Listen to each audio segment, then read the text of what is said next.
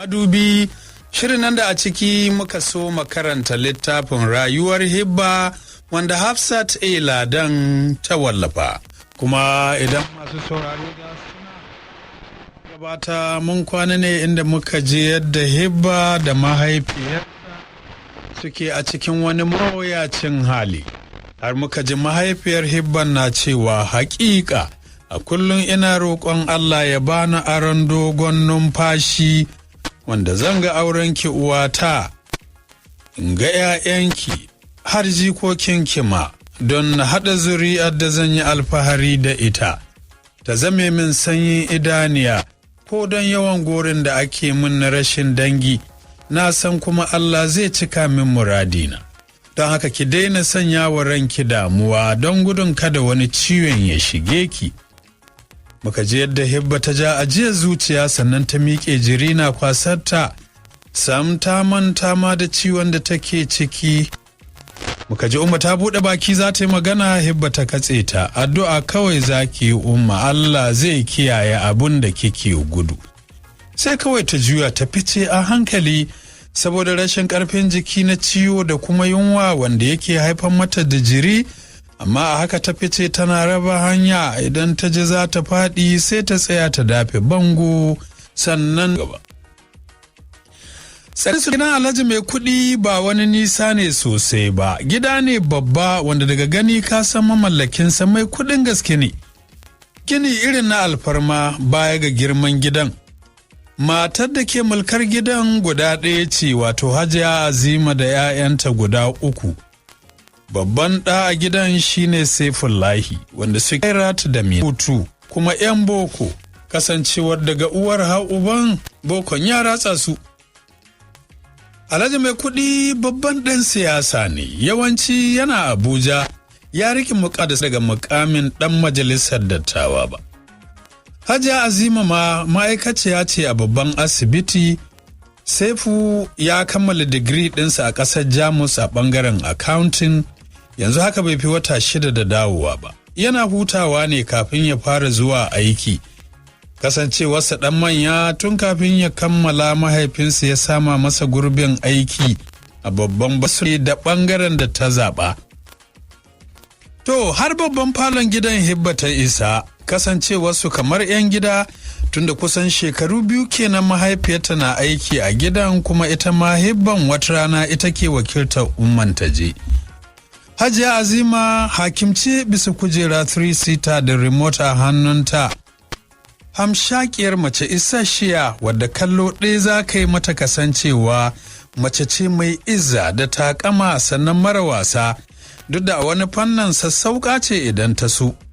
Sai Mina akan wata kujera kwance tana danne-danne a waya. Hibba ta shiga da sallama ta ƙarasa har kusa da Hajiya Aziman ta durƙusa.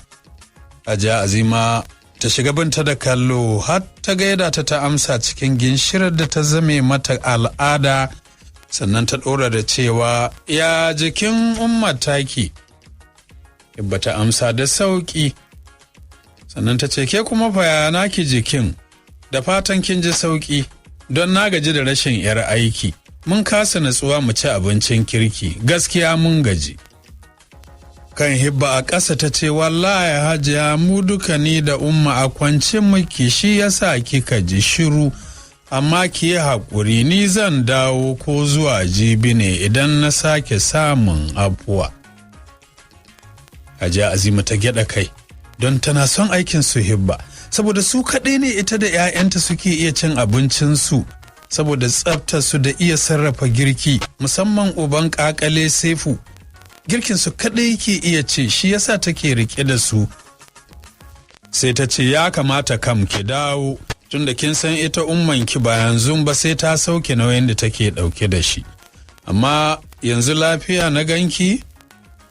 Ibba ta sake ƙasa da murya. Taimako za ki yi mana Hajiya, wallahi tun jiya rabonmu da abinci ga ciwo.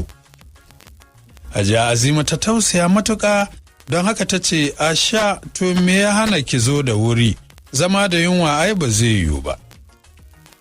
Ibba ta ce a kwance nake tun safin, yanzu ma rarrafowa na yi da ƙyar na zo. Hajiya ta ringa girgiza kai sannan ta kwala wa Talatu kira. Tsohuwa ce wadda ita ma aikace-aikacen take yi wa Hajiyar kamar wanke-wanke, shara da sauransu. Talatu ta shigo da sauri ta durƙusa. Hajiya ta ce, na san akwai abinci a kicin ko? Talatu ta gyaɗa kai, akwai Hajiya. Sai Hajiya ta kalli Hibba ta ce, to ku je da Hibba ki zuba mata wanda zai ishe su. Talatu ta amsa ta miƙe, Hibba ma ta miƙe. Bayan ta yi wa Hajiya godiya ta rufa wa Talatu baya. Ƙaton flask Talatu ta samu ta cika wa Hibba da shinkafa da miyar da ta dafa wadda ta ji naman kaji. Dama idan Umma ko Hibba ba su zo ba, Talatu kawai Hajiya ta yadda ta yi musu girki su ci. Kasancewar sun kusa shekara 7 tare da ita, kuma tsohuwa ce mai tsafta. Yanzu kuma girma ya hana ta iya girkin sosai. Gashi Hajiya da Saifu suna son abinci mai daɗi mai tsafta, saboda masifaffiyar tsaftar Saifu baya iya cin abincin kowa sai na Hajiyarsa. Ko na Talatu idan kaga ya ci a lalura ne, to sai zuwan Umma ya lura da tsaftata, sannan ya ci girkin ta ji ɗanɗano sai ya amince da ita, sai kuma ɗiyarta Hibba wadda ita ma gwana ce ta tsaftar da iya sarrafa girkin tun da renon Umma ce. Ko laluran nan da ta hana su zuwa Saifu bai yadda ya ci girkin Talatu ba. Ya gwammace ya fita waje ya samo a restaurant ko kuma Hajiyar da kanta ta girka masa ko kannansa. Duk da su 'yan hutu ne ba sa aikin komai ba su ma iya ba. Hajiya na masifar son Saifu wanda ya sa ba ta son rabuwa da Umma ko don girkin da ɗanta zai ci hankalinsa a kwance. To bayan Talatu ta zuba mata abincin sannan ta zuba mata haɗaɗɗen farfesu a wani flas ɗin. Jikin Hibba na rawa ta amsa, cikin tana ci gaba da ƙugi wanda har Talatu tana jiyowa.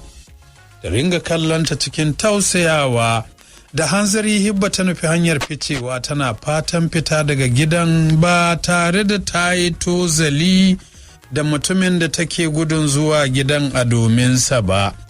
Sai dai kuma kash.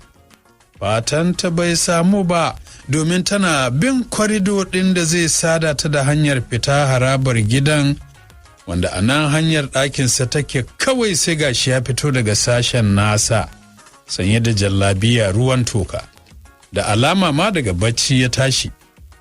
Ya kwatsura mata idanunsa da ke lumshe cikin sha'awa da mayata, yana wani murmushi yayin da gaban Hibba ya buga da ƙarfin gaske. Jikinta ya soma rawa, dama ga jiki babu ƙwari ga yunwa, sai rawar jikin ta ƙaru. Dole ta durƙushe ta dire fulasan hannunta don tabbas ta ci gaba da riƙonsu za su iya zubewa. Murya tana rawa ta ce, ina wuni. Sai washe baki yana aika mata wani shu'umin kallo, ya ce, lafiya ƙalau Hibba, kwana 2 kin guje mu. Ta yi shiru bata ce komai ba. Sai shi ne ya ci gaba, ko da yake Hajiya ta ce umman ki ce ba lafiya ko? Hibba ta yi saurin gida da cewa hada nima. Ya dan bude ido, ayya ke ma baki da lafiya, shi yasa na kin fara idon ki ya ja. Ya faɗa yana ƙoƙarin kai hannu jikinta da niyyar taɓawa. Sai ta yi hanzarin miƙewa, tana ɗaukar flas ɗin da ta ajiye ta nufi hanyar ficewa ba tare da ta sake ce masa uffan ba. Saifu ya bi ta da kallo cikin zalama da matsananciyar sha'awar yarinyar. Duk da a cikin hijabi take bai hana bayyana kyakkyawar ƙira jikinta ba. Ya lumshe ido ya buɗe yana cewa a fili, Hibba ba zan iya ƙyale ki ba ko ta halin yaya. Sai na kawar da kwalamata a kanki. Na daɗe ban ga macen da ta ɗauki hankali na irin ki ba Hibba. Ya faɗi sunan da sauti sosai, sannan ya girgiza kai yana murmushi ya nufi cikin gidan nasu. To ita kuwa Hibba har ta kusa isa gida hankalinta bai gama kwanciya ba, kirjinta bai bar bugu ba, kazalika rawar jikin bai bata ba. Sai ta shigo sauran gidansu sannan ta ja ta tsaya, tana daidaita natsuwarta don gudun tashin hankalin ummanta. Sai lokacin ta lura zufa take sosai duk da sanyi ake a garin. Tana matuƙar tsoron gamuwarta da wannan taliki Saifu. magance mummunan manufa. Shi yasa ko kusan ba ta so alaƙa ko da ta kallo ce ta haɗa su, don kallonsa kaɗai ya isa horo a gare ta. Da zarar ta gan shi kamar ta ga mala'ikan mutuwa. Gashi kuma gidansu ya riga ya zama majinginarsu, gurin zuwansu kuma mafakarsu. Kenan sai dai ta yi ta roƙon Allah ya nisanta tsakaninta da shi. Ta yi sallama babu kowa a tsakar gidan, da haka ta wuce ɗakinsu. Yadda ta fita ta bar Umma haka ta iske ta. Umma na ganin Hibba ta yi saurin haɗe kukan da take yi, game da sanya hannu tana goge wanda ya wanke mata fuska, don ba ta so Hibba ta fahimci halin da take ciki.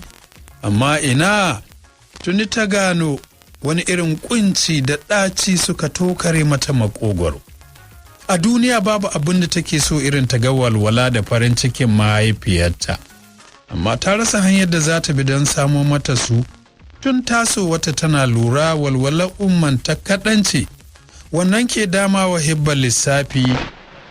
Mai a duniya ya yi mata kunci, ta nemi ta natsuwar ta rasa. Hibba yarinya ce mai kula, mai matuƙar ƙauna, tana son kasancewa da ita a kowane lokaci, domin tun da ita ta tare suke komai na rayuwa har ta girma. Makaranta kawai ke raba su sai aikin umma, karatun ma albashin umman ke rike da shi, ba domin shi ba karatun ma ba zai samu ba. Ko dawowa ta yi umma na gidan aikin, shiryawa take ta bi ta su yi aikin gama tare su dawo tare. Hibba na matuƙar son karatun ta fiye da komai a rayuwa, ta rike shi da gaske, don a ganin ta shine gatanta ita da mahaifiyarta. Tana muradin ta yi karatu mai zurfi don ta sami aikin da za ta rike kanta da mahaifiyarta, ta faranta wa ummanta, ta ji yadda ita daɗin da ta rasa tsawon lokaci. To amma wani lokacin jikinta na yin sanyi idan ta tuna cewa karatun na yanzu gata yake bukata, ita kuwa ba ta da tallafin kowa sai na ummanta, wanda a ɗan albashin da ƙyar ake iya yaga a biya kuɗin makaranta. Hibba na da ƙwaƙwalwa sosai, to amma shi kansa karatun sai da natsuwa yake shiga sosai. Shi yasa kaifin basirar ta tabbata bai tasiri ba, saboda tunani da damuwa bisa ga halin da suke ciki. A hankali ta dire flas ɗin ta zauna gefen daman umma, ta sanya hannu ta tado ta zaune tana binta da kallon tausayi cikin ya fara'ar da bata kai zuci ba. Umma ta ce, uwata an samo kenan? Ta gyaɗa kai, an samo.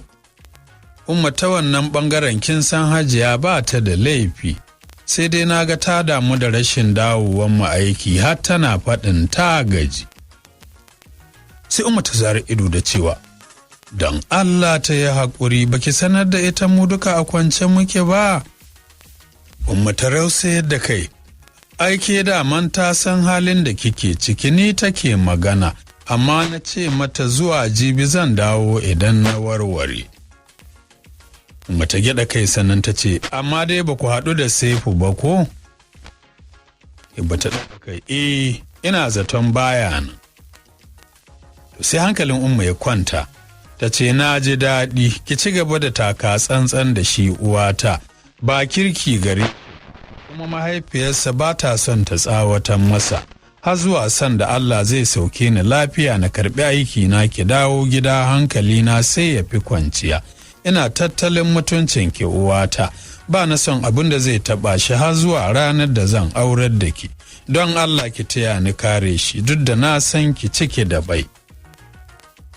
Hibba ta ji idan tana neman kawo ruwa, a sanye ta ce, insha Allah umma zan kula, amma ki daina sanya damuwa a ranki, ki ringa duba da halin da kike ciki, don girman Allah ki daina yawan tunani, kada ki samu matsala, ke kaɗai nake da ita fa a duniya.